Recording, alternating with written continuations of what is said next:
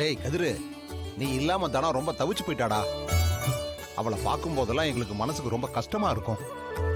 நீ இங்கேயே வந்துட்டேன்னு தெரிஞ்சதும் அவன் முகத்துல சந்தோஷத்தை பாத்தியா? ஏய் கதிரு, பாருங்க எல்லாரும் மறந்துட்டு அவனை வாசலே நிக்க வச்சு பேச வச்சுக்கிட்டு இருக்கான். வாடா உள்ள வாடா வா. சரி சரி வா. ஏய் டேய் எப்படா இருக்க? ஃபைன் மாமா, நீங்க? சூப்பரா இருக்கேன்டா. ஸ்கூலுக்குலாம் போறியா? ஆ. சரி சரி வாங்க உள்ள போலாம். ஆ.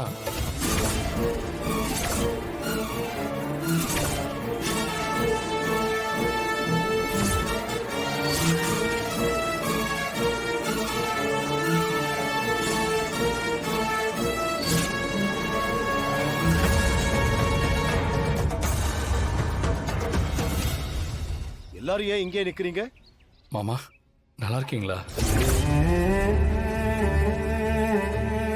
பெரியப்பா, கதிர் வேலை செய்யற கம்பெனியோட பிரான்ச் நம்ம ஊர்ல ஓபன் பண்ணிருக்காங்க. அந்த கம்பெனிய பொறுப்பா பாத்துக்க சொல்லி கதிர் இங்க அனுப்பியிருக்காங்களாம். கதிர் இனிமே இங்க இருந்து தான் வேலை பார்க்க போறான். அப்படியா? அதுக்கே இந்த வீட்டுக்கு?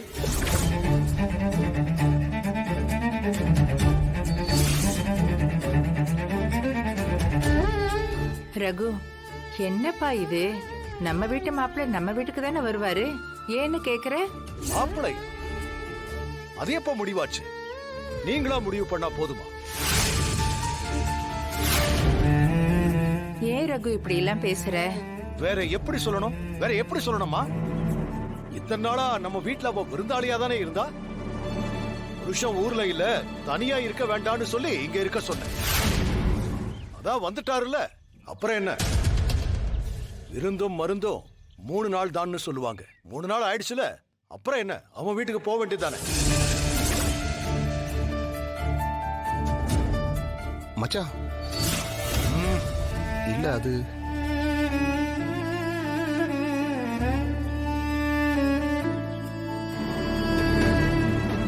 ஐயா ரகு, சின்ன பிள்ளைங்க தானா இத்தனை நாள் நம்ம வீட்லயே இருந்துட்டா. இப்போ மாப்பிள்ளையும் வந்திருக்காருல்ல, இங்கே இருக்கட்டுமே. மா, என் மனநிலை என்னன்னு தெரிஞ்சு நீங்க இப்படி பேசக்கூடாது. அதுக்கு இல்ல ரகு, நான் சொல்றது. பாட்டி ஒரு நிமிஷம். அதான் அப்பா சொல்லிட்டாருல, இனிமே பேசுறதுக்கு என்ன இருக்கு? நானும் என் புருஷனும் வீட்டுக்கு கிளம்புறோம்.